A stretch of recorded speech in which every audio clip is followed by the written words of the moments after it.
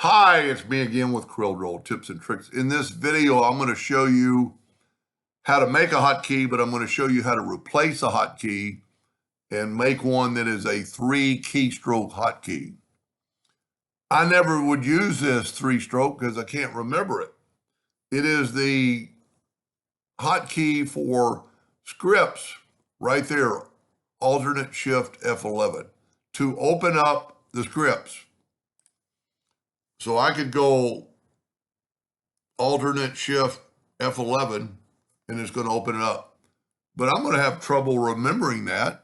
And it's three fingers. So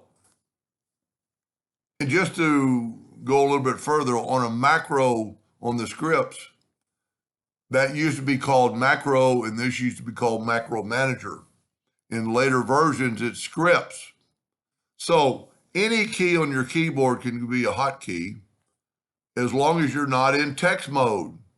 If you're not in text mode, any key. So let's hit the letter M. It did something, so it's in grid mode. You can see that. I'm going to hit the letter S for scripts, and it turned into Live Sketch. I don't ever use Live Sketch, or if I do, it's right there.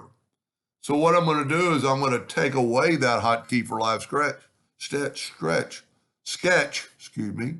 So I'm going to go to Tools, Options, Customization, and I don't know where Live Sketch is, so I can go over here and go Live Sketch, and it brought it up.